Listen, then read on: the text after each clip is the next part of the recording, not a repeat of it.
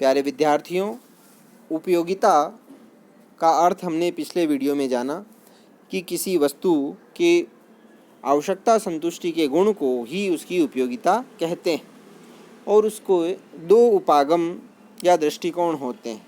एक गणनावाचक उपयोगिता दृष्टिकोण, जिसका अध्ययन हम वर्तमान वीडियो में कर रहे हैं। यह सबसे पुराना दृष्टिकोण है।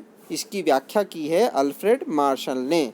हालांकि उससे पहले भी कार्ल मेंजर, बर्नौली आदि ने इन शब्दों का प्रयोग किया है। और दूसरी दृष्टिकोण है गणनावाचक दृष्टिकोण। तो पुराना हो गया। इसकी आलोचना करते हुए हिक्स स्लेट्स्की ने तटस्थता वक्रों के आधार पर क्रमवाचक उपयोगिता दृष्टिकोण दिया है, जिसका अध्ययन अगले वीडियो में करेंगे।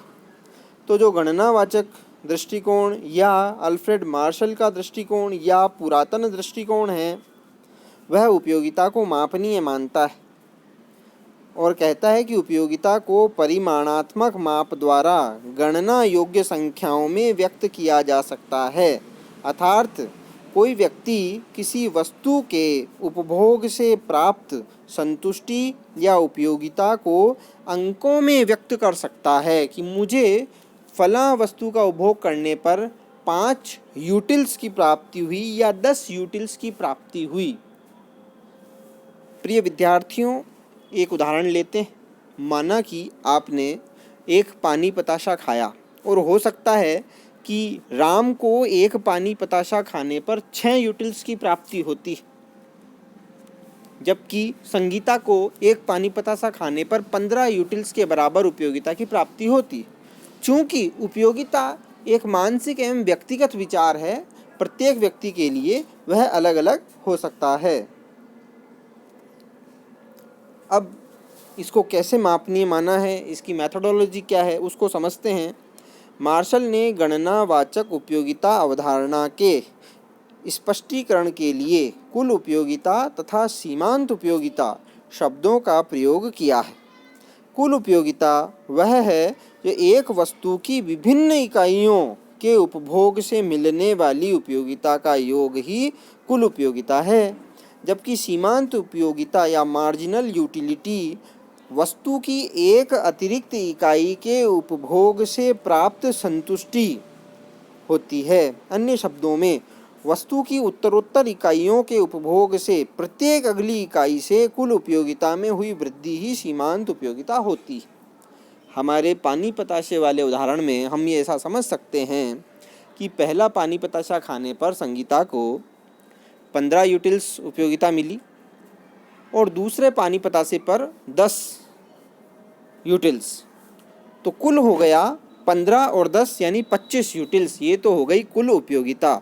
अब अगर वह एक अतिरिक्त पानी पताशा खाती है और उसे 5 यूटिल्स और प्राप्त होते हैं, तो यह 5 यूटिल्स सीमांत उपयोगिता है, जिसको जोड़ने पर 25 + 5 = 30। कुल उपयोगिता 30 यूटिल्स हो जाएगी, जबकि तीसरी इकाई से प्राप्त सीमांत उपयोगिता 5 यूटिल्स है। अब इन कुल उपयोगिता और सीमांत उपयोगिता को हम टेबल और चित्र के द्वारा समझने का प्रयत्न करते हैं। विद्यार्थियों, आपके सामने एक सारणी है जो टोटल यूटिलिटी और सीमांत यूटिलिटी को बताती है। वस्तु की उपभोग की 0 इकाई होने पर TU और MU दोनों 0 है। 1 इकाई होने पर जो कुल उपयोगिता 8 है, वही सीमांत उपयोगिता यानी कि 8। 2 इकाई होने पर कुल उपयोगिता 14 हो गई। 14 में से पूर्ववर्ती 8 निकालने पर हमें ज्ञात हुआ कि केवल दूसरी इकाई से हमें 6 यूटिल्स मिली। तो सीमांत उपयोगिता 6 और कुल उपयोगिता 14 हो गई। इसी प्रकार से 3, 4, 5 और छठी इकाई से हमें उपयोगिता मिलती है।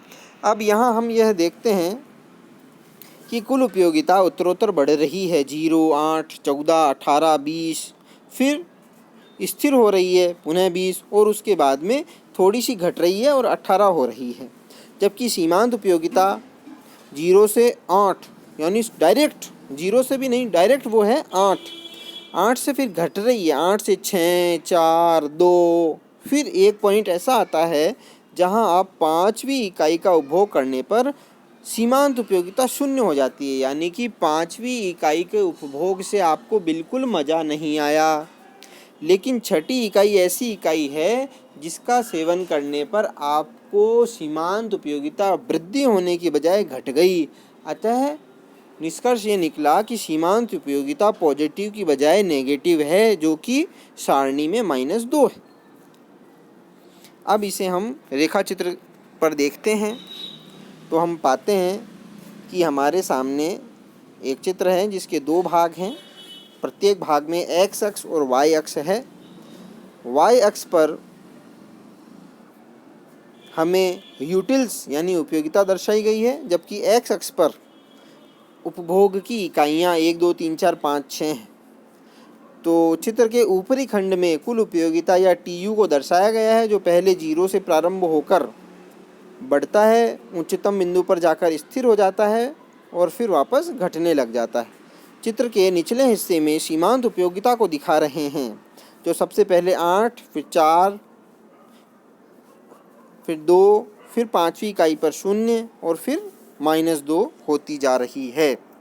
अब इस चित्र और टेबल के आधार पर हम सीमांत उपयोगिता MU और कुल उपयोगिता TU के मध्य संबंधों को समझ सकते हैं। विद्यार्थियों, यह जो स्लाइड आपके सामने है बहुत महत्वपूर्ण है, बार बार परीक्षा में पूछी जाती है कि कुल उपयोगिता और सीमांत उपयोगिता के मध्य क्या संबंध है। यहाँ पर इन दोनों के मध्य 4 संबंध बताए गए हैं। पहला है समीशन MU, यानी कि MU का योग बराबर TU।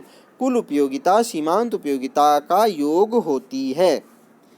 ठीक है, ये हो गया पहला संबंध। दूसरा संबंध है कि जब MU धनात्मक होती है तो TU में वृद्धि होती है। तीसरा पॉइंट, जहाँ MU 0 होती है वहाँ TU अधिकतम होती है। इसे हम चित्र में समझ सकते हैं। चित्र में देखिए, इकाई 1 से इकाई 4 तक MU घटती हुई है किंतु धनात्मक है, यानी कि 0 से ऊपर। तो जो TU का वक्र है वो ऊपर की ओर बढ़ रहा है।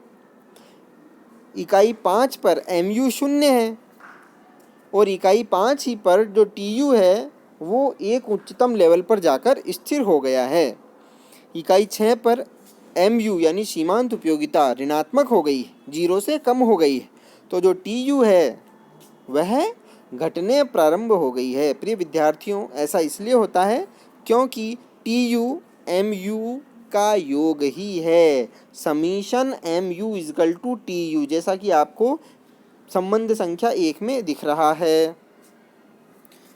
आशा है वीडियो आपके लिए उपयोगी साबित होगा। पुनः 4 संबंध मैं बोल के बताता हूँ, एक रिवीजन हो जाएगा। संबंध number 1, summation MU is equal to TU, अर्थात कुल उपयोगिता सीमांत उपयोगिताओं का योग होती है। 2 नंबर संबंध है, जब सीमांत उपयोगिता धनात्मक अर्थात 0 से अधिक होती है तो कुल उपयोगिता में वृद्धि होती है। संबंध संख्या 3, जहाँ सीमांत उपयोगिता 0 होती है। हमारे उदाहरण में 5वीं इकाई पर सीमांत उपयोगिता 0 हो रही है, वहाँ TU अपने अधिकतम बिंदु पर होती है। हमारे उदाहरण में कुल उपयोगिता 20 के बिंदु पर अधिकतम है, उसके बाद में वो गिरने लग जाती है।